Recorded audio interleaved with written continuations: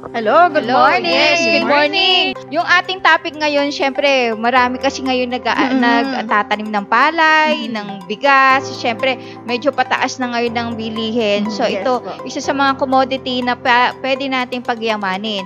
So, ang topic natin ngayon ay bakit nagkakaroon ng tulyapis sa palay? Ayun. So, yung tulyapis, napaka malaking konsiderasyon sa pagtatanim ng palay dahil dito rin nakasalalay kung gaano yung aanihin natin. Yes, oo. So, bago yung lahat, ano ba yung tulyapis? Para sa akin, Miss Ana, yung tulyapis, ito yung butil ng palay na walang laman. Oo, ayan. So, makikita natin yan sa screen. So, para makita nung mga bago pa lang o yung mga matagal na nagtatanim ng palay, yan yung mga butil ng palay, yan, na walang laman. Kumbaga, pipe. Impis siya. Oo. Kumbaga, akala mo merong ano, no? Oo.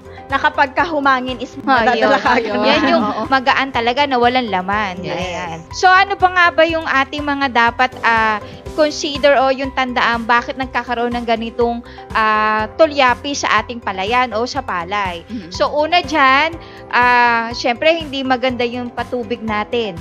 Ayan. Isa sa mga yan. At saka sa pagbubungkal pa lang ng lupa or paghahanda natin ng lupang taniman, hindi maayos or hindi maganda yung paghahanda ng lupa. Oo. Or baka naman hindi timing yung paglilipat tanim kung tayo ay naglilipat tanim. Oo. At saka mahalaga din dyan yung hindi maganda o mali din yung timing na pag-aabono. Oo, isa pa yan. Isa yan. Oo, at saka isa pa na higit sa lahat na karaniwang problema talaga ng lahat ay nagkakaroon ng sakit o kaya ay peste yung kanilang mga palay. Oo, ayan. At syempre, idagdag ko na lang din yung mga uncontrolled na events, lalo na ngayon na pag bumagyo. So, hindi may iwasan na magkakaroon tayo ng tulyapis. Isa yan. So, unahin natin yung bakit ba problema yung hindi maganda yung patubig.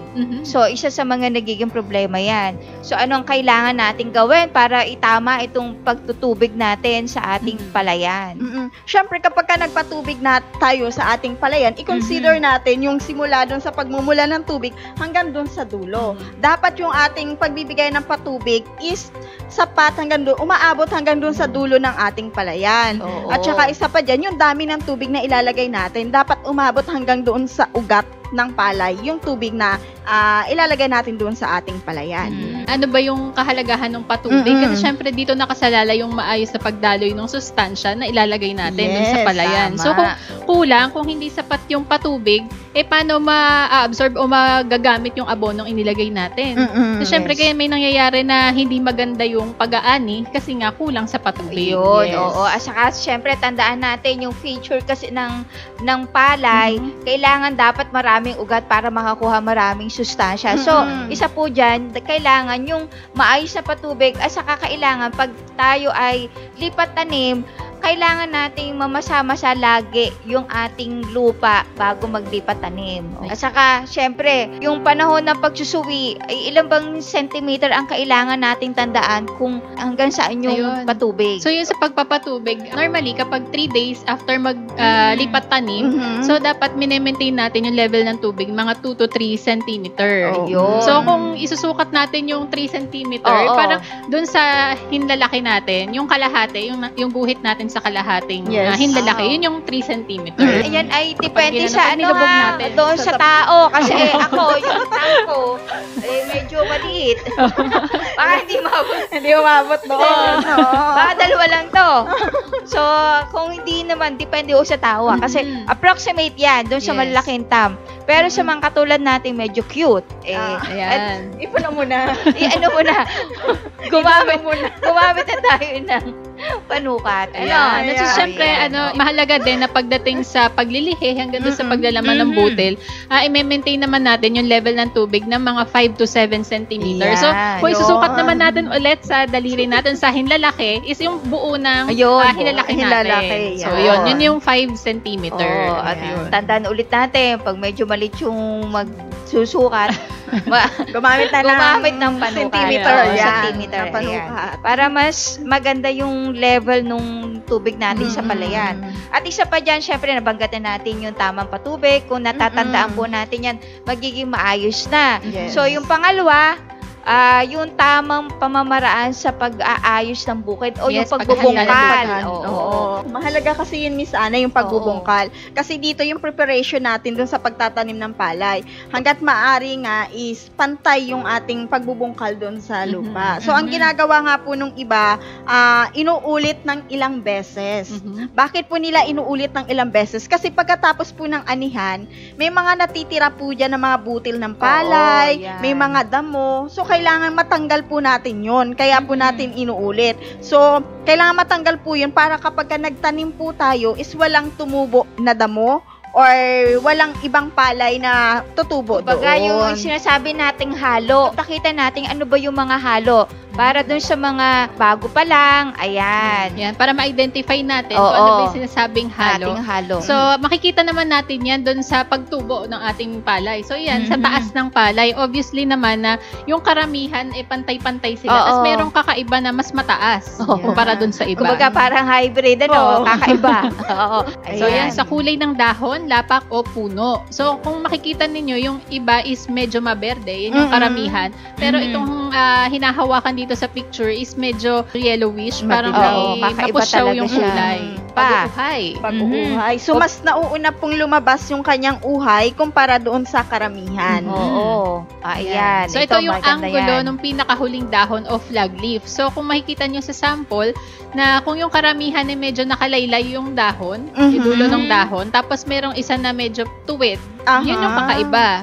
Tapos, kung dito naman sa set B, kung halimbawa karamihan ng tubo ng dahon patuwid, tapos may isang nakalaylay, yun ang halo. Yun ang kakaiba. Meron o walang sungot. Ano ba yung sungot? Ito yung parang tinik dun sa dulo ng butil ng palay. So, makikita ninyo, may tinik-tinik yan. Hindi lang masyadong kita dun sa picture natin. Pero, kung ang karamihan ay walang sungot o yung parang walang tinik, yung may tinik, yun ang halo. Okay. Then, kung yung karamihan naman ay may mga sungot, tas may nag-iisang walang sungot, edi yun ang kakaiba. Yun ang halo. Kasi makikita mo dun sa sungot, kapag alam mo, kapag bago yung tanim kasi, yun yung may sungot, yun yung bago. Pero kapag kawala, ibig sabihin parang matanda na siya. Kaya mas nauna kasi siyang tumubo kumpara sa karamihan. Ayan. So, bakit natin pinapakita yan? Para at least identify natin yung mga halong palay o mga damong na hindi na dapat na tumubo pagdating ng pagtubo ng ating palay. So, ang gagawin natin dapat dyan, bago pa lang, patubigan kaagad para makita natin ito. And then, pag nakita na natin ito, saka susuyutin ulit para mamatay yung mga damong ito. At maganda rin yan kasi parang gagawin na rin siyang basal as fertilizer doon sa lupa. Basta every time na magsusuyod tayo, pag nag-araro tayo, papahingahin muna natin ng 1 week. Yes, ulitin. Para makita natin yung ulit yung tumutubo, patutubigan ulit, tapos araruhin ulit. Every week, parang may mag-aararo, susuyudin ulit. So, maganda yun dapat. Kailangan hindi matigas yung lupa. Kasi importante na hindi matigas, di ba, yung lupa? At saka kaya ginagawa yung paulit-ulit na yun, para masigurado kasi natin na yung ugat ng mga damo na yon o kaya yung butil na yon is matanggal po. Dahil kapag hindi natanggal yon, tutubo at tutubo yon. Kaya kailangan na paulit-ulit. At kaya tayo naglalagay ng patubig para malambot, para hanggang doon sa ilalim na abot ng kanilang mga ugat ay mahukay ng maayos. So, maganda na yung ating pagsusuyod o yung pamamaraan ng pangangalaga doon sa ating lupa. So, maayos na yan. Okay na yung patubig natin. And then, kung ang ating pagtatanim ng palay is yung lipat tanim, kailangan i-timing natin. Yung kung anong araw ba yung tamang paglilipat ng palay kung lipat tanim tayo. Mga ilan days pa dapat? Normally, pagkapunla, 18 to 21 days yung paglilipat tanim. So, mahalaga po yan para at least yun ay parang matured na rin, nasa tamang edad na siya. At saka, yun yung pinaka makikita natin na maraming ugat. At saka doon, medyo may dahon-dahon na talaga na tumutubo. At saka din, syempre, meron din yung distance Ano ba yung tamang distansya pag naglilipat tanim tayo? Kung tag-ulan or yung tag-init? Alam ko kapag tag-ulan, yung 20 by 20 by 20 centimeter, yung pagitan ng bawat tundos. 20 by 20. Yan ay tag-ulan. Pero pag tag-init, pag tag-araw, 20 by 15 naman. Pag tag-araw o tag-init, 20 by 50 centimeter. centimeter. Siyempre, kailangan, yung marurunod na. Ilang ba dapat yung tuldos na ilalagay natin? Dapat mga at least 2 to 3. Yan. Pwede mahalaga yan. Kasi pag hindi naman tumubo yung isa, at least mayroong palit o marami. So, ang ginagawa po ng iba, after 7 days, pagkalipat tanim, doon po ginagawa yung paghuhulip. Yung paghuhulip na sinasabi po natin, ito yung chine-check natin, yung ating palay na nilagay doon, kung yun ba ay nakain ng kuhol, o kung yun ba ay nabuhay. Kapag ka hindi, saka tayo doon maghuhulip. Yun. Kung maglalagay ka ulit nung... Yun. Kumbaga, i-replace mo kung may yun, namatay na papalitan. Ayun, paghuhulip po ha, papalitan natin yung mga hindi tumubo o yung medyo maliliit, papalitan natin. Ayan. So, okay na yan. Tama na yung timing natin ng paglilipat tanim. And then, ito yung pinakamalaga, yung tamang pamamaraan o paglalagay natin ng abono. Yes. Yan yung isa sa mga mahalaga para mas maganda at maiwasan itong tulyapis. Balikan natin yung pagsusuyot. Ang iba, ilalagay na kaagad ng basal na tinatawag. Ang basal na pwede tayo maglagay ng mga abono, pero yung iba nagtitipid, yung mga mismong dayami, hinahayaan lang nila doon kasi magiging potassium na yun eh. So, doon sa ating lupa. So, pag na natin yan, kailangan natin yung tamang days kung kailan tayo maglalagay ng abono. Kailan ba dapat o ilang araw ba kailangan maglalagay tayo ng abono? Actually, sa basal, naglalagay na po sila ng abono eh. Naglalagay na sila ng complete fertilizer. Yun. Actually, a day after pa lang bago maglipat tanim. Tapos, pag nakapaglagay na tayo dyan, pagdating ng 38 to 41 days, maglalagay ulit tayo ng mid-tillering. Karaniwan po ang nilalagay po nilang abono dyan is yung ammonium phosphate. Ayan, okay, mga urea. Yan, oo. Tapos after nan, so pagdating po ng 56 days naman yan, maglalagay ulit tayo ng abono. So, during early panicle initiation. So, doon, naglalagay po tayo dyan ng urea, yung nilalagay po natin dyan. Tapos, pag nag-flowering na yan, yan ay 80 to 83 days. Ayan, dyan ulit tayo maglalagay ng abono. Yan yung sinasabi natin na pagdating dyan, pagpupunla, maglalagay tayo.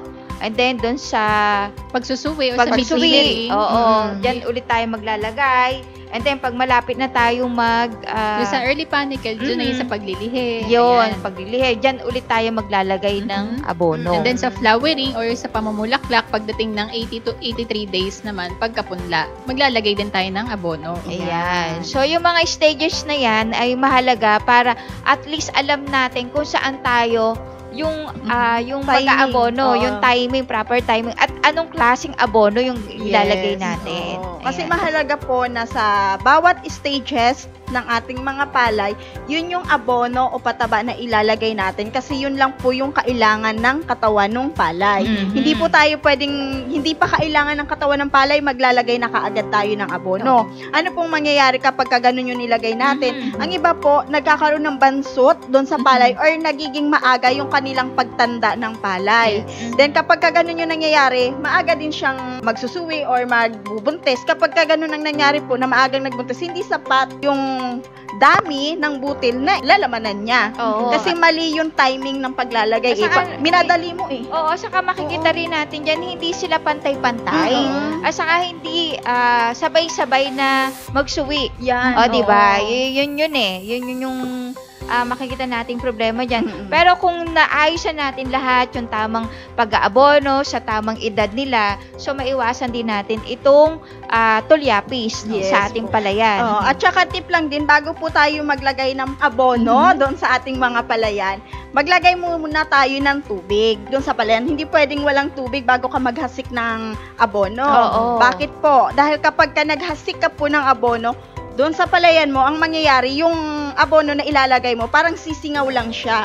Or tawag dito, mag-evaporate lang siya. Hindi siya pupunta doon sa ilalim ng palay. So, samantalang kapag may tubig yan, mabilis na mapunta doon sa ugat yung abono na ilalagay natin. Mas madalis na mapakinabangan ng ating palay. Oo. At yan, kung okay na yung abono natin, syempre, hindi natin maiwasan yung pagkakasakit, yung peste, at saka yung mga damo na pumupunta dito sa ating palayan. Syempre, nagkakakulang-kulang yung sustansya, talagang prone sila sa pagkakasakit. Oo. Saka, yung iba kasi, ang ginagawa, after 40 days, doon na sila talaga nag-aano ng mga damo. So, binubunutan nila ng damo yan. Yes. Doon sa ika-40 days po ha, dapat yun po yung tamang pagdadamo natin. Ikutan niyo yung palayan niyo. Kapag may nakita kayong damo, tanggal niyo po Tanggal, kaagad. oo. Kasi kapag pinatubigan mo ulit yan, may makita ka ulit na damo, tanggal. Kasi yung madamo na yan, yung umaagaw din ng sustansya na binibigay natin doon sa palay. Pero merong iba na nagpaparami ng mga friendly na insects kasi Oo, yung iba yan. makain sila doon sa mga peste. Kaya yung iba hindi naglalagay ng pesticide masyado Kasi kumbaga yung beneficial na peste ay na hindi mamatay para protect doon sa ating mga palayan. Kasi yung mismong kapwa peste, siya yung kumakain doon sa mga yung mga harmful Kaya ng mga tutubing karayom. yan, diba? So, malaga din yan kasi sila yung mismo isa sa mga na-protect doon sa ating mga palayan. Ayan. So, tama yung ating pagdadamo, yung peste may iwasan, at yung pagkakasakit. Ayan yung medyo nagiging problema din sa palayan kasi kailangan natin iwasan din yun. So, kung tayo ay tama yung patubig, yung ating preparation ng lupa, pag-aabono, may iwasan yung pagkakasakit at maganda yung texture or structure ng palay kung maganda yung sustansyang nakukuha nila. At isa pa, yun na sabi mo nga na nature, na hindi naman natin talaga yan kontrolado. Pero maiiwasan yan. Oo. Kahit na dumapa yung ating mga palayan at syempre nag-aalala tayo lalo na kung ito ay pwede nang malapit ang i-harvest. So, yung iba, di ba? So, yung sa atin, ang ginawa natin dyan, doon sa mga gumagamit ng technology, kasi umano na siya Dumapa na at umano na doon sa baha. Ang ginawa nila dyan, nilagyan nila ng technology yung mismong baha na may palayan.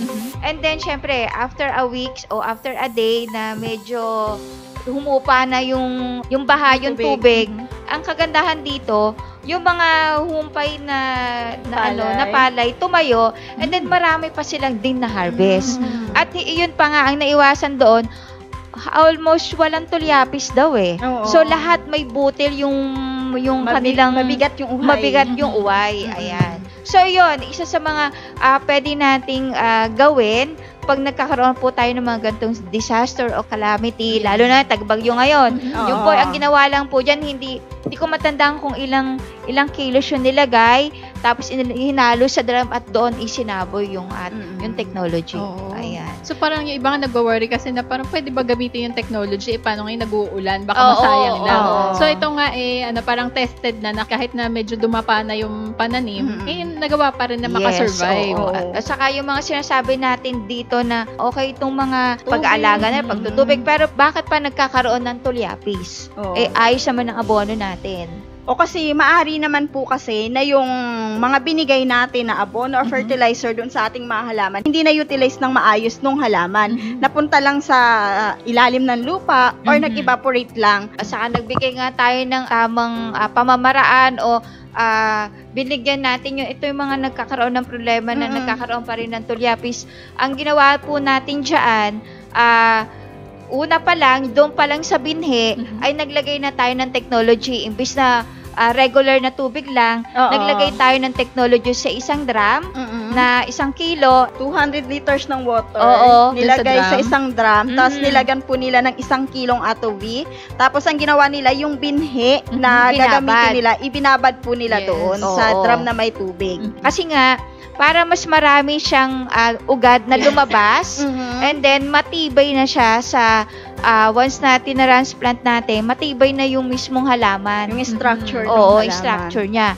After punan, wala namang sayang Kasi yung pinagbabara natin, yung pamamaraan ng pagbubungkal natin, yung paghahanda, isinaboy natin. Yung pwede pang gamitin doon. Oo, yung gamitin. So, para mas gumanda yung structure ng lupa. Oo. At saka kasi yung mga lupa at saka tubig na binibigay naman natin sa kanila, may mga, ano na po yun, may mga minerals na, kumbaga hindi lang po nagagamit. So, para mas ma-enhance yung lupa, ganun yung ginagawa po natin.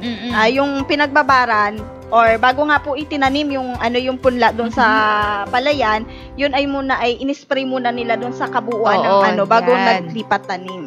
At saka ang tinuro din natin diyan para maganda rin yung kanilang ani, kada mag-aabono, nilalagyan ng technology ng sprayan. So yun lang lagi, kada abono madali pong tandaan. Basta mag-aabono, unahin na muna mag-atuwi. Apply ng atuwi. Makikita nyo, iba talaga yung nagiging produce nung ating palayan. Magiging matibay yung resistensya ng tanim natin, tapos hindi kayo magkakaproblema dun sa nakita natin yung may mga halo. Dito pantay-pantay yung tubo ng mga palay, pati yung kulay nila maganda, so maberde. At saka yung uhay mismo, mabibigat yung uhay ng palay. At saka malalasahan mo na iba din talaga ang lasa, di ba? Kapag ka nag-ani kayo, malasa yung bigas. At saka mapapansin din natin, hindi siya masyadong mapeste at madamo. Yun. Hindi naman po talaga, kasi sinasabi nila na fertilizer ba yung atubi, ito ba yung pest. Hindi po, kasi nga, once na una pa lang sa pagbababad ng binhi ng palay ay nilagyan na natin ng technology, yung structure ng mismo ng pagkapalay o yung kanyang halaman ay matibay na. So ito, nagpo-produce ng phytochemicals para sa protection para dito sa mga damo at doon sa mga peste. Kumbaga kahit kinakagat yan, yung structure o yung pinakadahon ng palay kasi matigas. So hindi nila basta-basta nakakagat. So tapos yung phytochemical na nilalabas ng halaman, nabubugaw sila, hindi na nila kayang kagatin kasi matigas. Yung mga ganong bagay na pwede nating isipin na kaya hindi sila pumupunta kaagad yung mga peste doon. So talagang makakalis pa tayo sa paggamit ng mga pesticide. At saka yung pag-a-apply po ng technology, mas maganda nga po sana na sa hapon nyo po gawin yung pag-a-apply. Between 4 to 6 po ng hapon, yun po yung time na mag-spray kayo. Kasi yung panahon po na yun, walang masyadong sikat ng araw, hindi masyadong tirik ang araw. At saka sa medyo paggabi na yun, doon po kasi mas open yung stomata ng halaman, kaya mas mabilis niyang ma-absorb yung spray po natin sa kanila. Sa ganyang pamamaraan po, dun sa mga lahat na nabanggit natin, kung tama yung pamamaraan natin, may iwasan natin itong mga ganitong tulyapi sa ating palayan at resulta ng mas magandang ani. Pansamantala po ulit kaming magpapaalam sa inyo at laging tatandaan, Team Atubi will always continue to educate, share, and inspire others. Bye-bye!